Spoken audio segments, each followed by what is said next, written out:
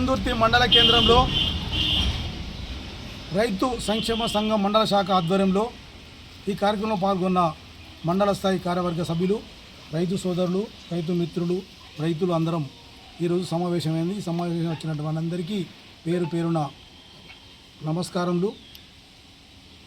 అయితే ఇందాక మాట్లాడినట్టు మన రైతు సోదరులు వాళ్ళ ఆవేదన తెలియజేస్తున్నాం మీడియా పరంగా. ప్రభుత్వం రైతు బంధు 15,000 ఇస్తున్నారు. గతంలో 10,000 ఇస్తే తర్వాత 2 లక్షలపై రుణమాఫీ అన్నారు. బ్యాంకుల్లో పైసలు కట్టని సాక్షాత్తు ముఖ్యమంత్రి గారే 2 లక్షల మీద ఎబో ఉన్న కట్టండి మీకు మాఫీ చేస్తున్నారు. ఇలా అసెంబ్లీలో చూస్తుంటే మాట్లాడుతుంటే మేము రైతు బంధు పూర్తి చేసేసినాం, మేము రుణమాఫీ పూర్తి చేసినాం అంటారు కదా. 450 మంది దాదాపు రుణమాఫీ కాని వాళ్ళు చందుర్తి మండలం ఉన్నారు.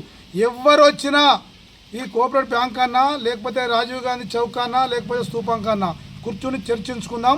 మీరు ఎంతవరకు మీరు రైతు బంధు ఇచ్చిర్రు, ఎంతమంది రుణమాఫీ చేసారు చర్చించుకోవడానికి మేము రైతు సంఘం తరఫున మేమందరం సమిష్టిగా సిద్ధంగా ఉన్నాం. ఎవరైనా మాట్లాడండి. ముఖ్యమంత్రి రైతు బంధు అయిపోయిందంట, రుణమాఫీ అయిందంటాడు. ఎక్కడైంది? మీరు దసరా అన్నారు, దసరా అయిపోయింది. సీతక్క గారు గౌరవనీయులు ఆడబిడ్డ ముఖ్యమంత్రి గారు ఏమన్నారు? సంక్రాంతికి అన్నారు, తర్వాత ఉగాది అన్నారు, ముఖ్యమంత్రి 31 డిసెంబర్ అన్నారు. మళ్ళీ ఒక సన్న బియ్యం కార్యక్రమం అన్నారు. సంతోష పేద వర్గాలకు సన్న బియ్యం ఇస్తున్నారంటే మేము మీకు రైతు సంఘం తరఫున మేము ధన్యవాదాలు చెప్తున్నాం. మరి మాకు సున్నం ఎందుకు పెడతారు? రైతుకు నువ్వు రైతుకు సున్నం పెట్టుకుంటూ వేరే స్కీములు ఓపెన్ చేస్తే నీకు అన్నం పెట్టింది మేము, నేను ముఖ్యమంత్రి తయారు చేసింది ముఖ్యమంత్రి కానీ, రాష్ట్రపతి కానీ, ప్రధానమంత్రి కానీ.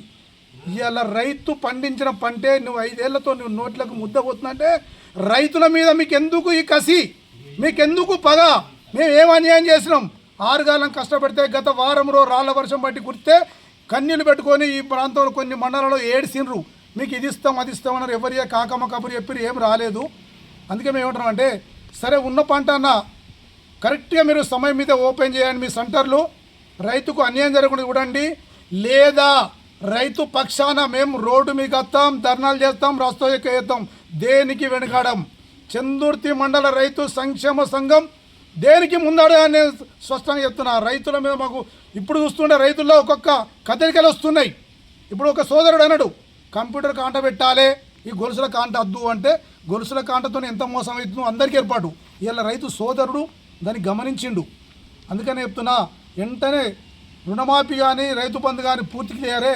మరి పంట ఇప్పుడు కోసిన తర్వాత కూడా రైతు బంధు వేయకపోతే ఇంకెప్పుడు ఎత్తావు? వరి కోతలు అయిపోయినాయి. ఇప్పుడు మళ్ళీ 5వ నెలలో ఇప్పుడు రోనే వస్తుంది. మళ్ళీ ఎప్పుడు మనం రైతు బంధు ఎత్తావు? మేము బిచ్చం అడుకుంటామా? అయ్యా మాకు ఇంత బిచ్చం అయ్యి ఎన్ని 3 సార్లు 4 విడతల 3 విడతల ఏంటిది? రైతులు మేము బిచ్చాలం అయిపోయినావా? రైతుకనేది రేపు రాబోయే ఇట్లే ఎత్తే రేపు స్ట్రైక్ చేసే అవసరం వస్తుంది.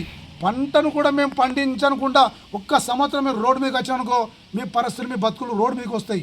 మీకు అన్నం పెట్టే రైతు దొరకడు, గుర్తుంచుకో. రైతులు ఇప్పుడిప్పుడే చైతన్యవంతం అవుతారు. ఇలా హర్యానాలో చూసినాం, పంజాబ్లో చూసినాం. అటువంటి పరిస్థితులు కూడా రాబోయే రోజుల్లో ఈ తెలంగాణలో కానీ ఇంకా వేరే రాష్ట్రాలు కానీ తప్పకుండా రైతులు తిరుగుబాటు చేస్తారు. మీ ప్రభుత్వాన్ని మెడలు వంచి వాళ్ళ ఇచ్చే హక్కులు సప్పుడుగా సాధించుకుంటారని చెప్పి నేను మనవి చేస్తూ ఈ కార్యక్రమంలో పాల్గొన్న అందరికీ నేను ధన్యవాదాలు చెప్తూ జై జవాన్ జై కిసాన్.